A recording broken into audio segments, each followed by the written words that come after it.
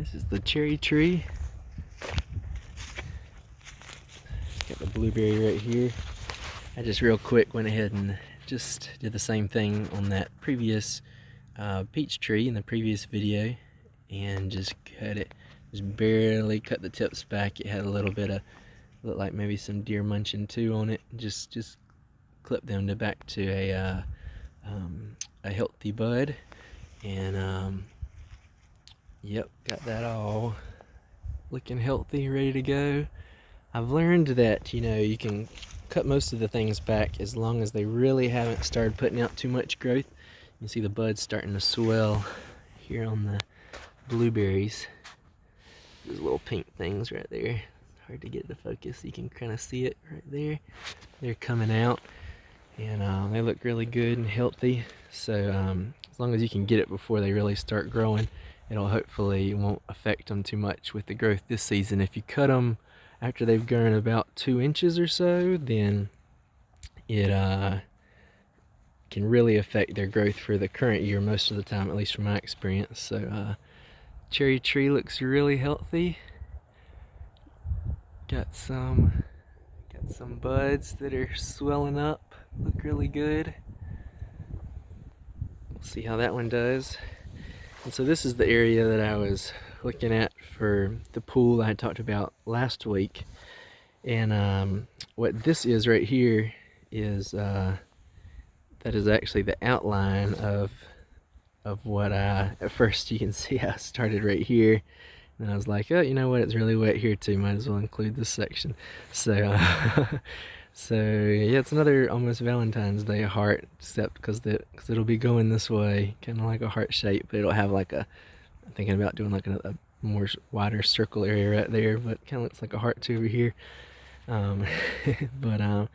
Yeah, that'll just be this. So all inside this area for the prunerias will all be dug out going that way. It'll go in between these trees. It'll probably connect up to the sides of these trees, and like I mentioned, it'll probably, so like if it connects, the little pool connects, goes right into here and connects to this to the circle around the peach tree.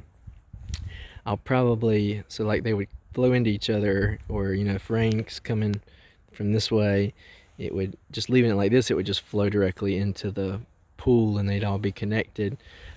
So I will probably put like a little bit of soil like right before they connect, just to make a little mound right there, or maybe even, you know, almost fill it in up and leave a little bit less than the top, and so that way the water will fill up this whole section, and then when it fills up completely, it would flow into the little pool right there, and so it has to have water.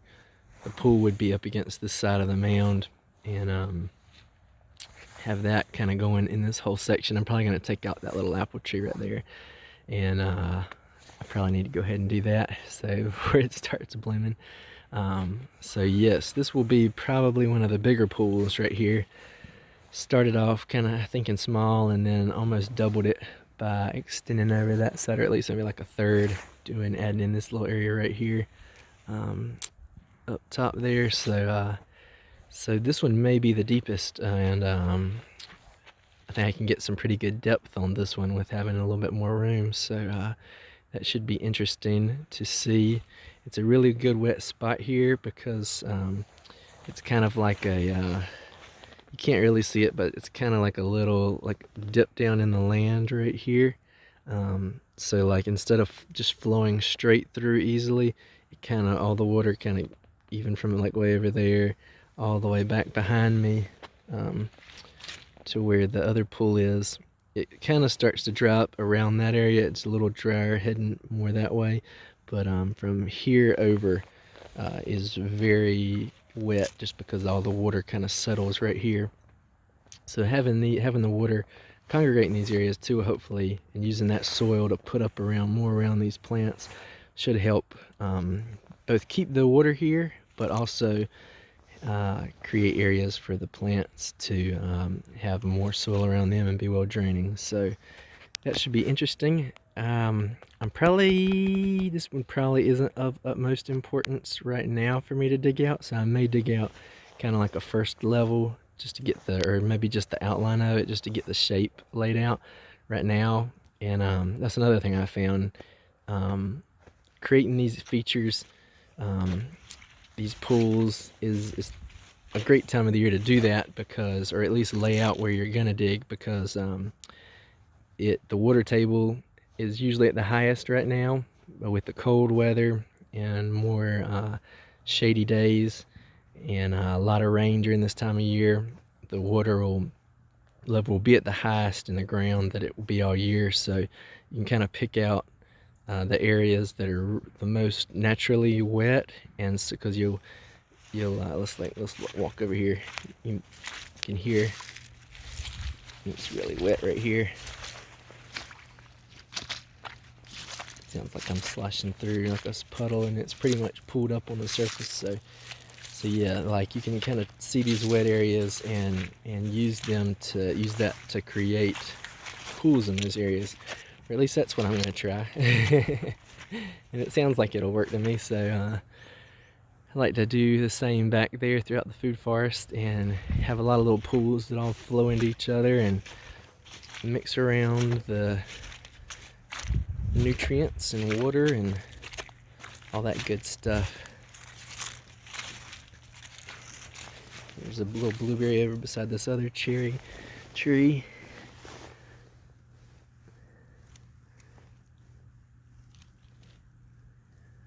I don't really see anywhere that I really need to cut on there. I'm still interested if I put 2 blueberries here, one right at the tip of there and one starts right at the tip right here. So it should be interesting, but I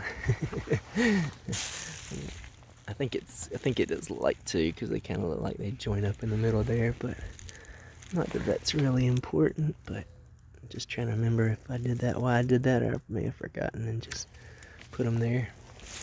See, all that needed was one tiny little clip. Buds look really healthy on that cherry tree too. Nothing leafing out yet though. Oh, birdie's saying hello. So peaceful, listen to all the bird sounds out here. I love this time of year. The pollen hasn't come yet, so thankfully my allergies aren't acting up either. Pawpaw tree, the flower buds are swelling out a little bit more. That's what that one is right there.